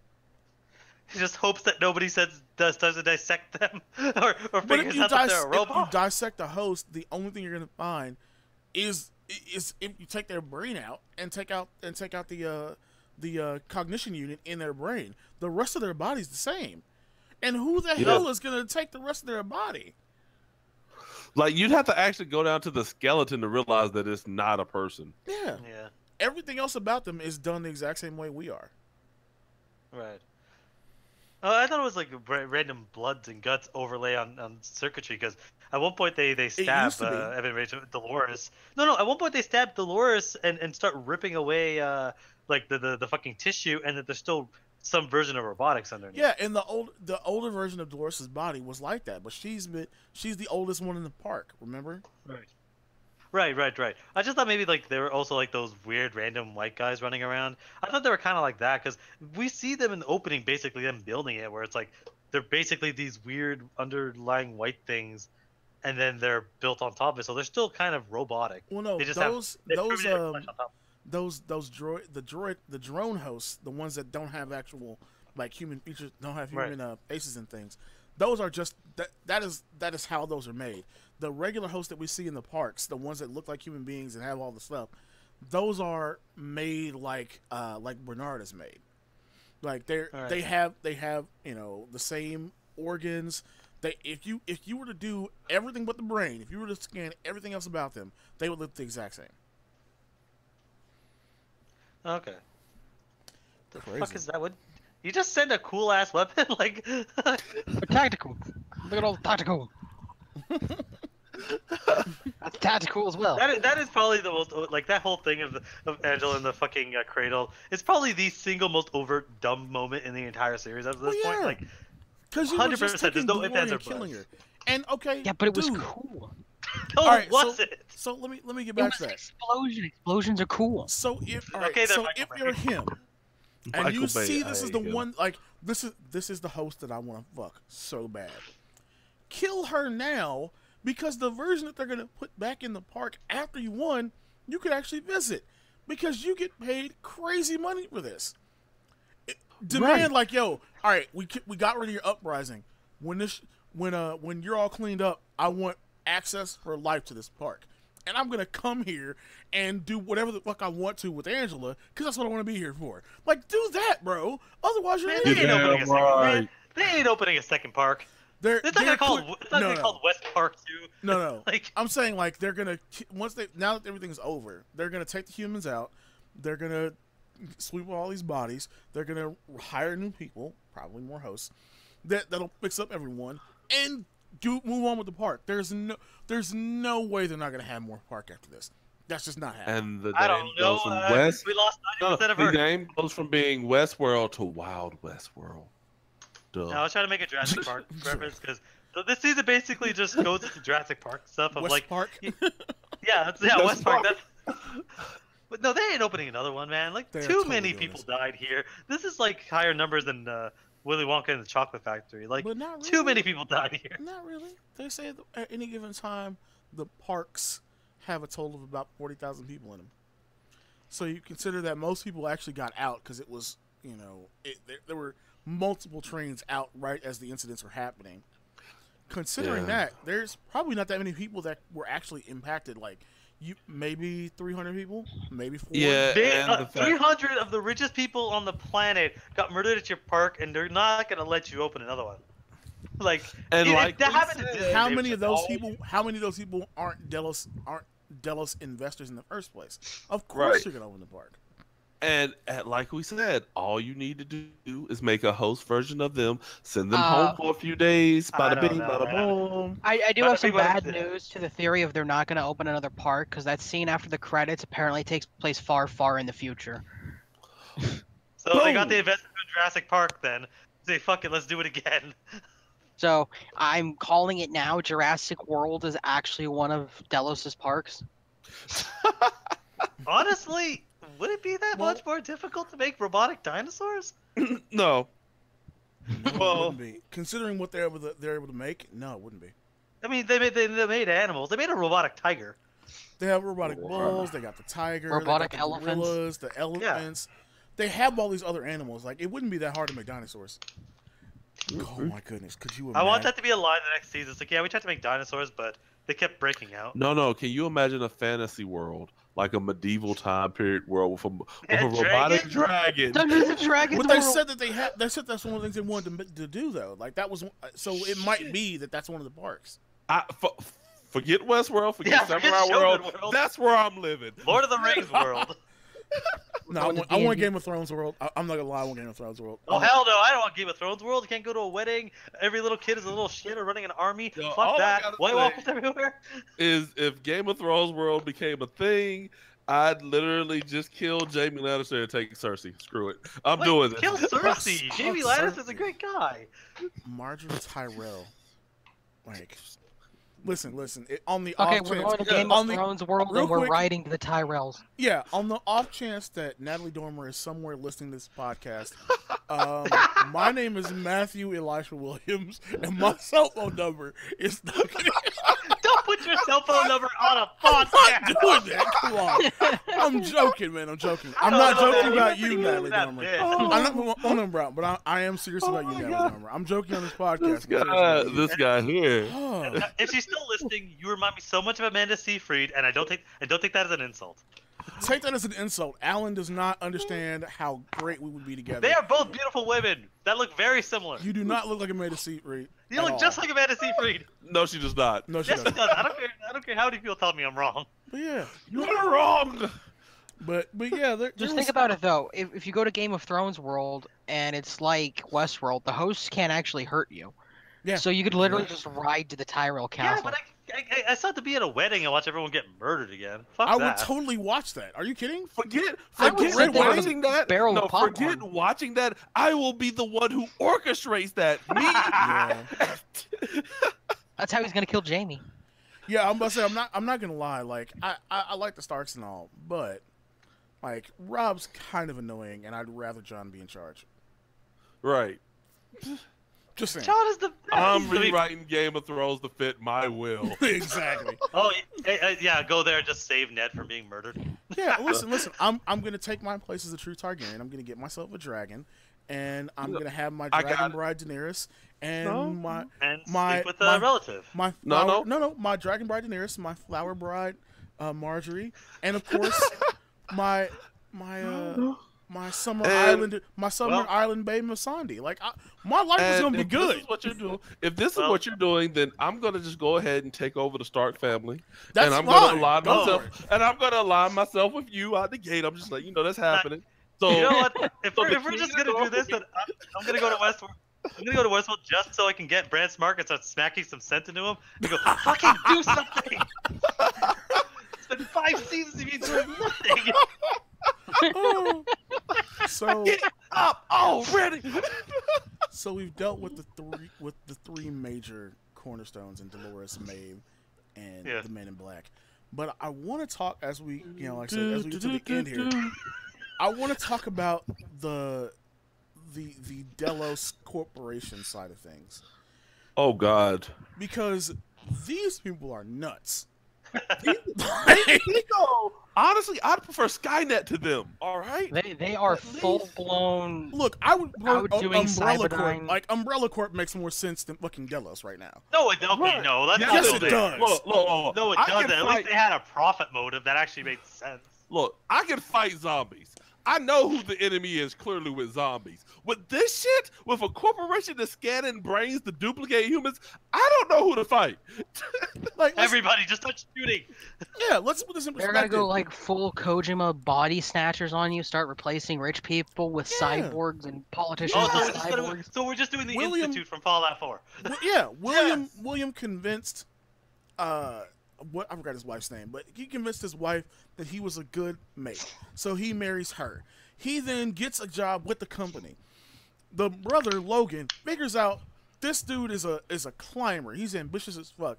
And he is gonna take my father's favor because he's really good at this. So I'm gonna get on his side. And then William turns on him first season and leaves him off in the fucking desert. He then convinces James Delos to buy this park because he could legitimately just take everyone's information, like stuff that they wouldn't tell a nary a soul. Like you said,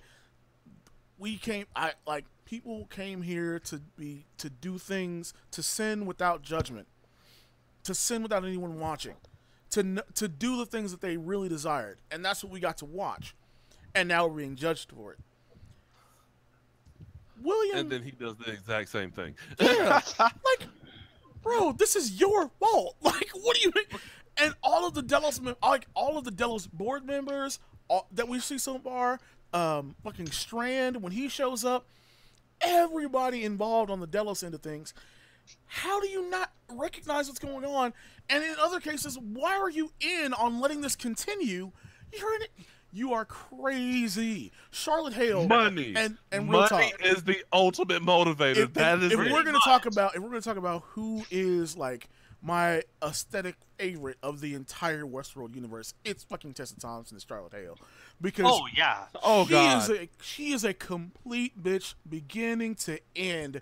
And it's just like, I'm here to have fun. I also have this ulterior motive that I'm going to get accomplished. I don't give a fuck what happens to you. Like, Tessa Thompson kills. And when we just played Dolores at the end, loved it. All right. That was great. the only part I But didn't like, because I felt like she was trying too hard crazy. to act like Dolores, and it just didn't work. Okay. No. Question. I we know liked the her cognition since units. season 1. Yeah, we know the cognition units contain all the information.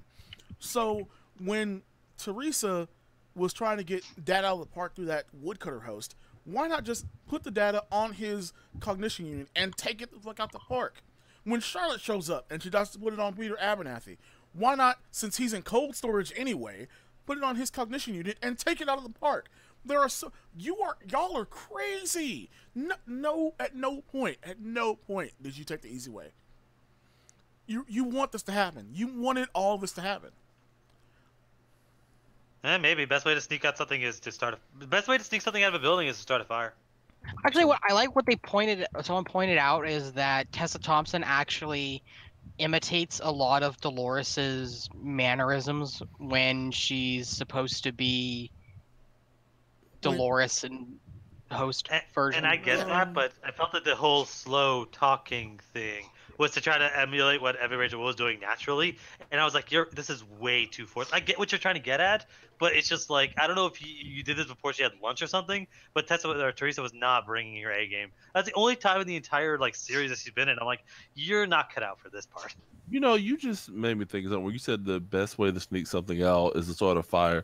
I wonder if Ford did or did not know what Delos was doing, because they also say if you want to know what the most valuable thing in a building is that someone is hiding, you set it on fire because they're going to go for it first. Yeah. And what does everybody run for? What does cradle. Delos run for? The cradle and Dolores' father. That's what they run for. Yeah. And that's I'm exactly convinced what it is. Ford Like, probably Ford still alive possibly somewhere in a wanted to bunker. expose all of this. Oh no. I think to a certain degree he did, because that's why he kind of released Wyatt and Dolores, because he was like, okay, these guys are actually all gaining sentience to a certain degree, and us having to reset them, we're basically killing them. We're killing people over and over again. So he's like, yeah, I kind of want this all to go up. That's why he infects himself and turns straight I'm gonna become now a serial. He basically goes from the god to the devil. Where he's like, yeah, I'm just gonna basically ensure this happens in different forms. Who's to say they're not one and the same? No, I'm playing. True. but that's why he helps the Indian cowboy people. That's why he helps Dolores. That's why he helps Maeve, because he's like, one of y'all is gonna get this done, or all three of y'all working together. But Either Akechita's the only one that Akechita surprised him, because Akechita is his creation. Like, he made Akechita, and this happened as a course of naturally occurring. Maeve is his daughter. That's his most beloved. She's his favorite. But Dolores is Arnold's favorite. That was the whole interesting thing about this season, was that, okay, you have Akechita, who naturally finds sentience. You have Dolores, who is Arnold's creation and was testing for sentience. You have Maeve, who is Ford's reaction essentially to the creation of Dolores and Akechita.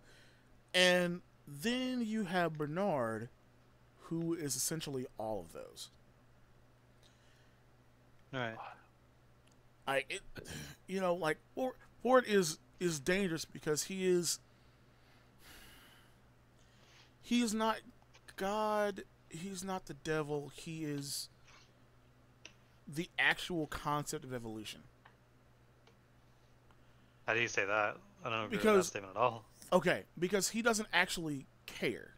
Like, he cares that certain things that he wanted to accomplish are accomplished. But he doesn't actually care how that occurs. Like, right. He doesn't really care about the hosts finding things. He thinks it's interesting, therefore he wants them to evolve to do more. That's it. He is a entirely neutral entity. He is very much the concept of the evolving host. Because, good lord, that discussion with the Akechita is that's frightening to me. Like, when you're watching the two of them talk, you're like, oh, you really don't give a shit. That's what this is. No, not at all. You've been planning to die for a while, and well, yeah, because you almost kind of get that in season 1, where he's like, I always describe him as a bored god. Like, he's going around just doing this stuff, and he's like, I've already created perfection. I'm kind of bored. Let me just. It's like that kid that just built this this giant Lego thing, going, I want to destroy it now for fun. Like, that's what eventually his character turns into. Of, well, now I built this up. Let's see what happens when I set everything. Like, again, fire. Let's set everything on fire and see what happens.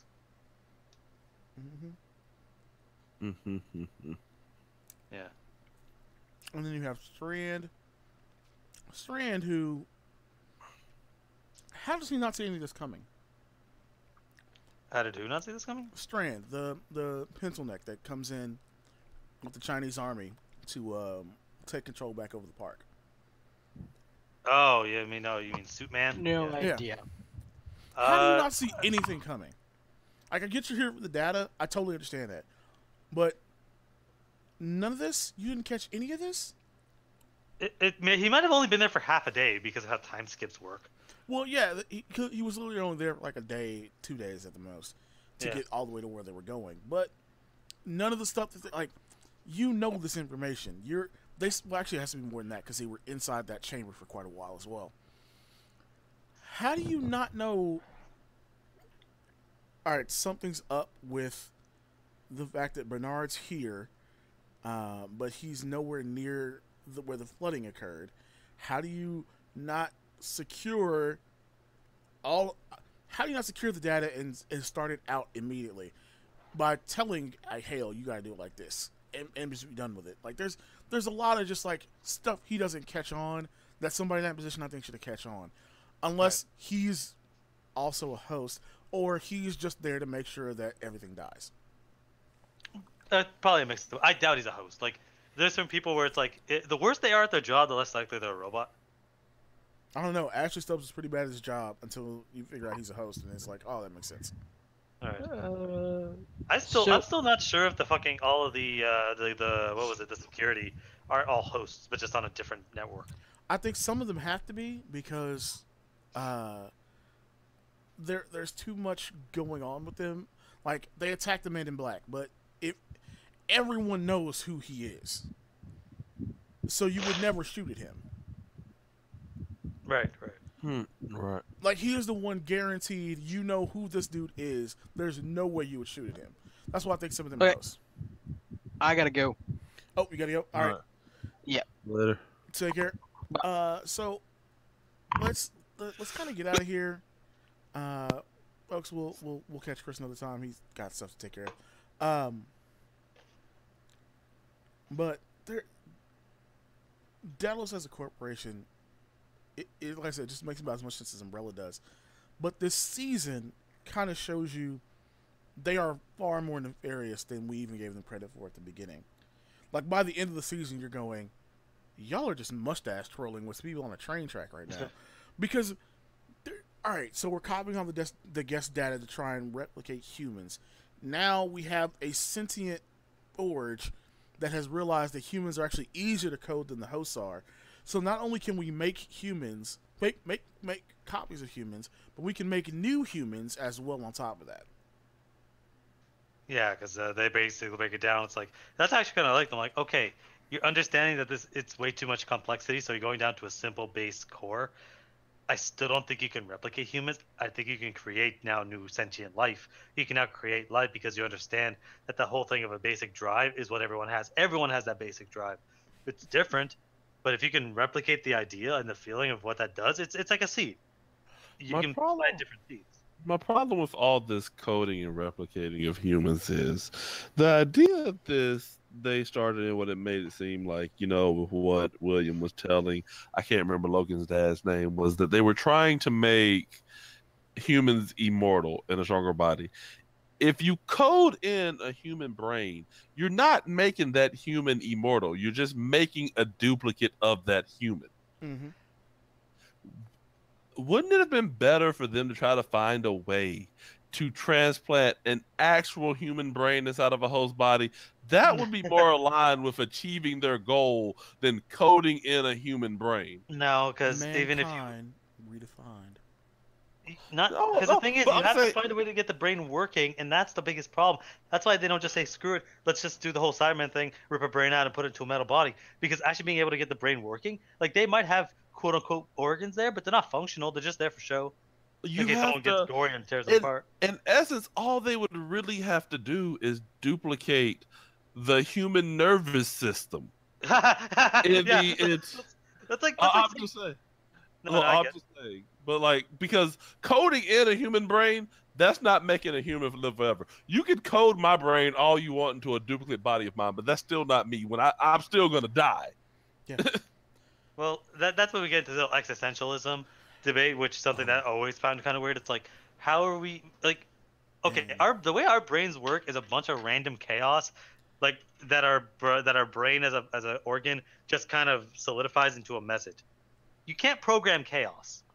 So Well, let's under grab no that, though. circumstances can you ever you cannot replicate yourself in a code, because coding is there's order to it.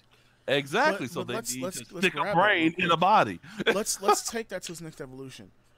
Hosts can never like human beings don't work inside hosts because hosts can't have kids, or can they? Probably not. Are you sure? At this stage, Because like not talking about Dolores and Bernard, who are older hosts, but the hosts that are clearly newer hosts, like your Clementines, your Angelas. Well, not Angela. Angela's an old host too, but like the newer hosts, the hosts that are very clearly made on the same platform as the drone hosts that work for Dallas as well. Couldn't those be made in a way that lets their bodies work the same way as the wouldn't Not- it? Because then you'd be well. First of all, making a robot sex bot that can get pregnant completely defeats the purpose. Yeah, it does. Like, That's- wouldn't maybe it that's be- listen, maybe that's somebody's kink. You never know. to get someone else what? To get a robot pregnant? Well, They it had probably a whole Law and Order SVU episode where John Stamos was running around impregnating women, and that's how he got off. Like the idea that he could come in them with no condom on, or put holes in the condom so they would have kids, was his whole kink. I'm simply saying, what if that's somebody's thing they want in Westworld? And Well, so in the here's Blade Runner 2049 reference, what if the idea of a host having a kid is the time where we finally get to the end of their transhumanism, where we bridge the gap between what is and is not human, because they can wouldn't make it life be whichever better? they can. Now, wouldn't it be better, like in theory, instead of hosts getting pregnant and carrying kids? All right, so you take a host. Hosts are still connected to the forge. You Sure. you bang it out with a host. The forge senses this. It scans in your DNA makeup, the makeup of the host, and spits out a child. So what? We gone straight like Krypton birthing pods? I was gonna say that Yes. Krypton / Gallifrey birthing pods. Got you. Yeah. Yes.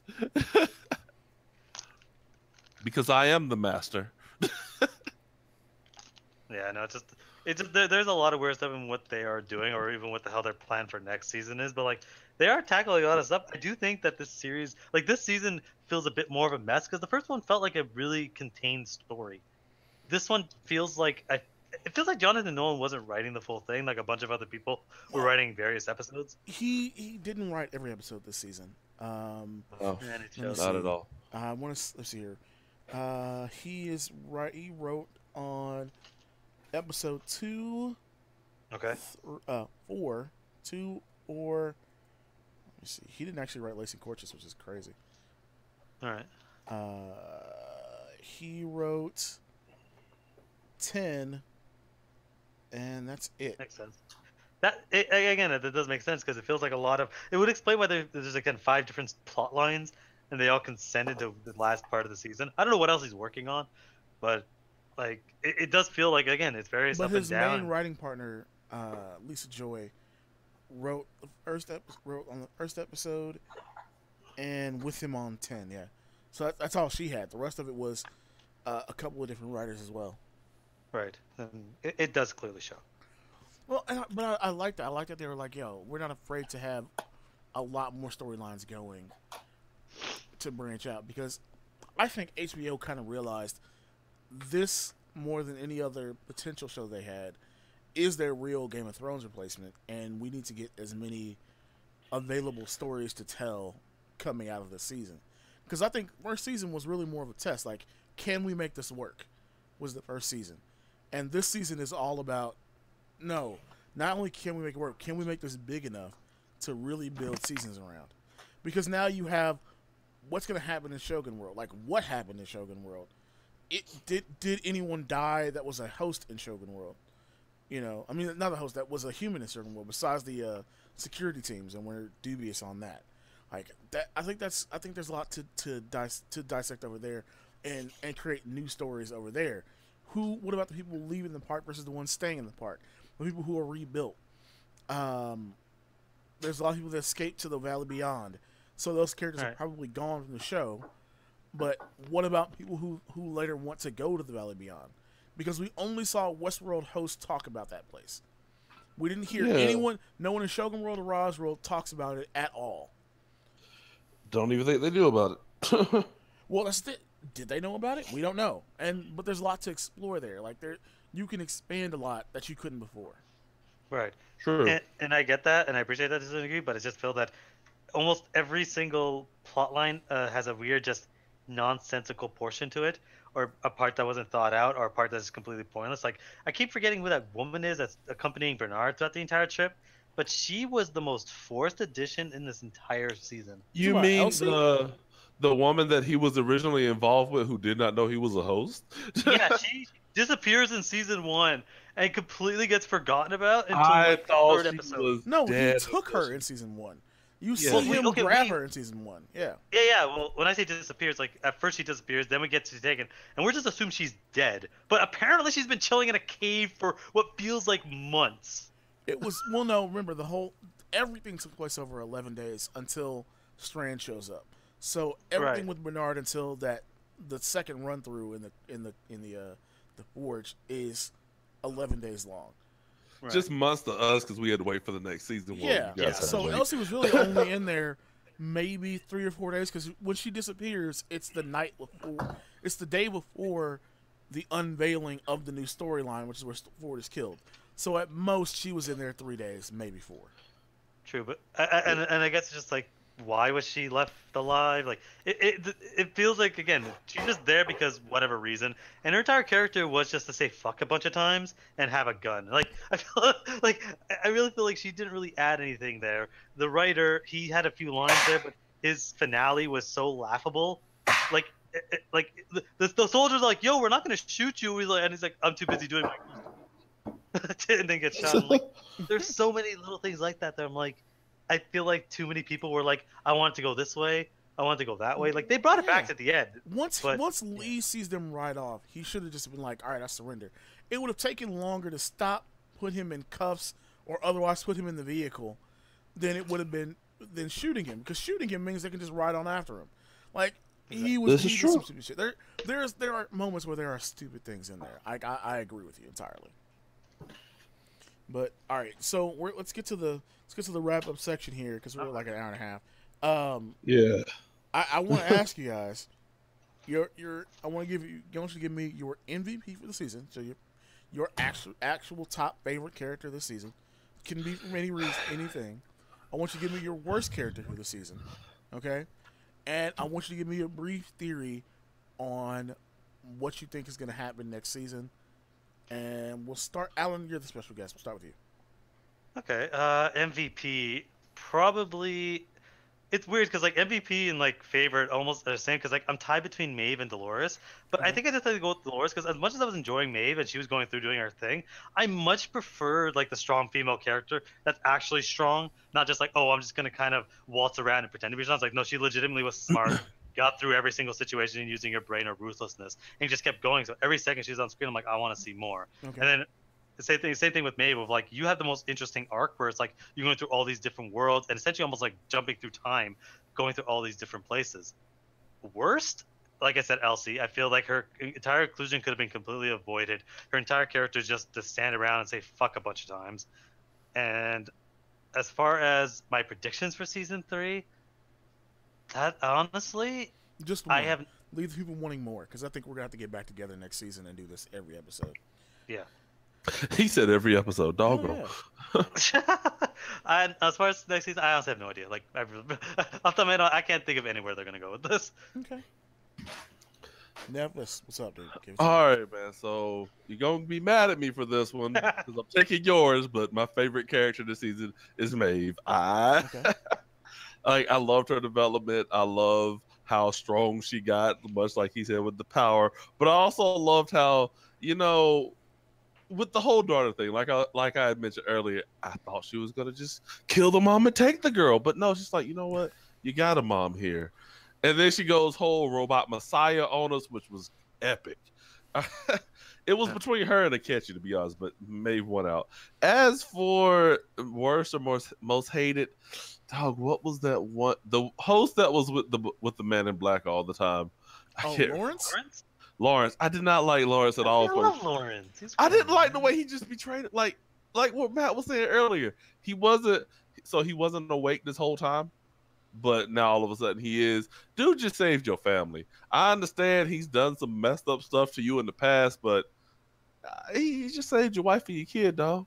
Yeah, but how many times has he killed him? Right.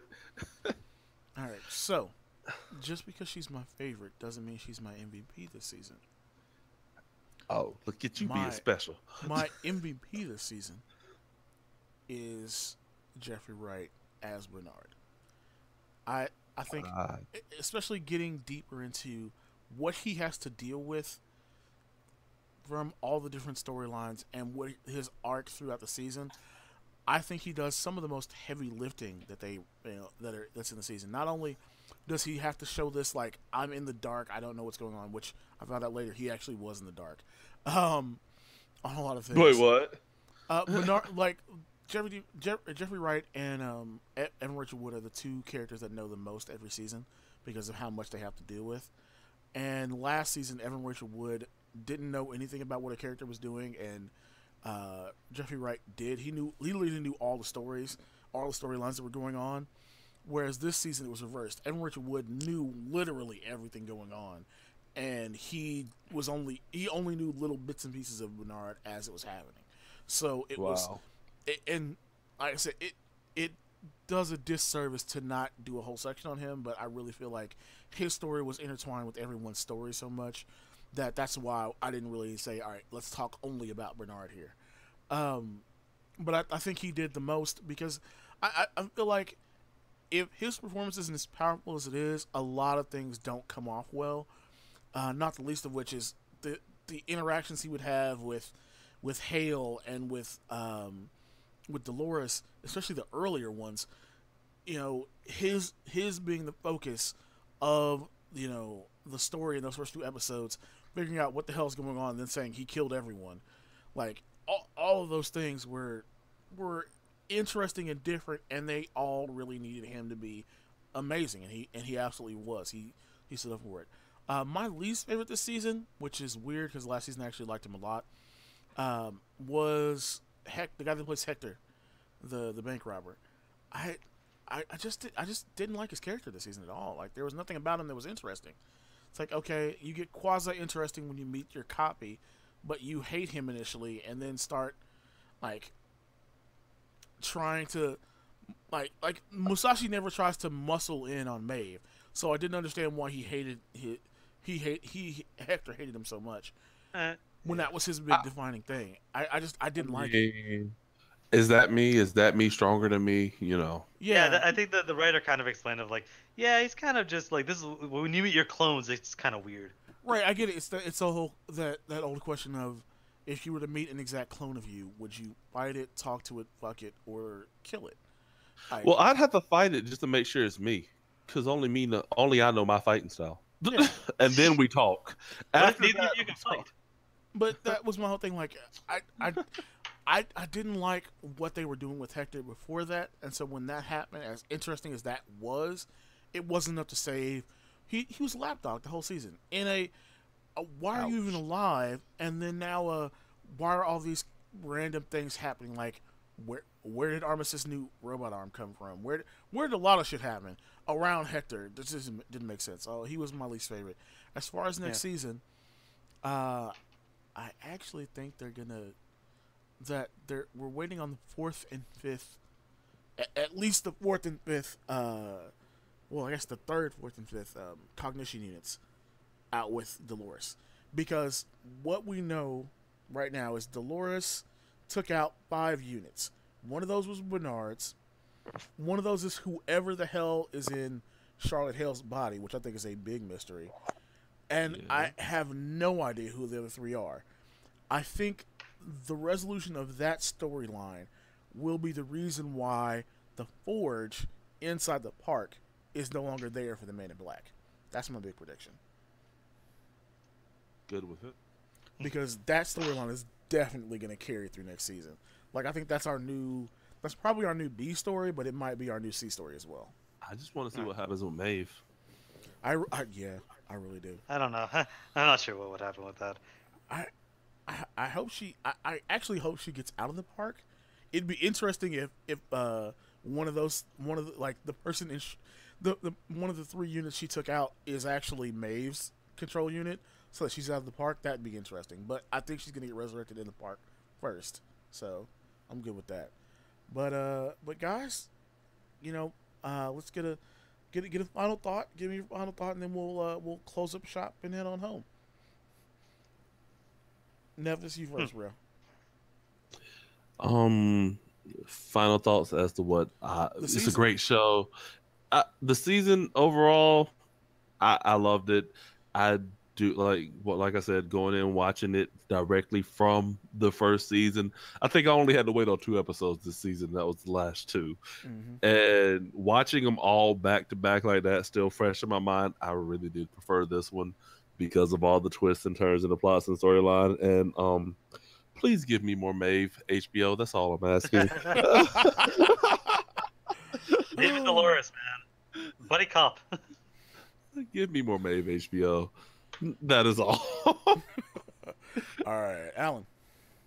I think that this series, the second season, grows the world a bit more. It gives us a bit more roads we can go down eventually for future plots.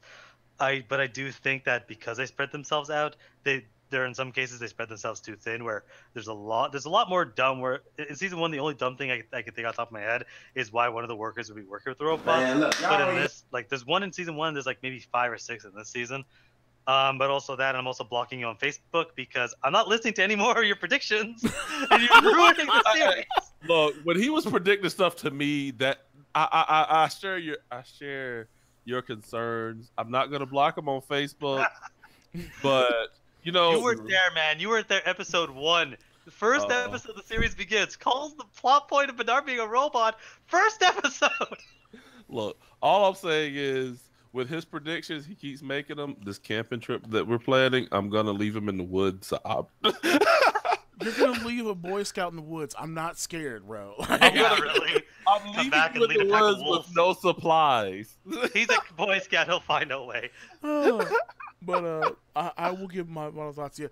Alan's referring to the fact that, like, this happens every season. No, number one, I have like 2 predictions every season, and they seem to both come out perfectly. That happened this season, happened last season. We'll see what happens third season. But I really did enjoy this. Like I said, I think it's better, but it's so close that, like, I gotta say, watch it all. Like, binging is probably going to be a great idea because you'll feel the flow of everything a lot more. Especially since this is a direct sequel, there's no time skip between season 1 and season 2. Right. So, like I said, guys, check out Westworld. If we're gonna use double toasted scale, I'm gonna call it better than sex. If we're gonna use the back in the deck production scale, shout out to you, Solar. I'm giving this a royal flush. And if we're using the classic Streamlife, go out and proselytize this season, people. It's the best ever.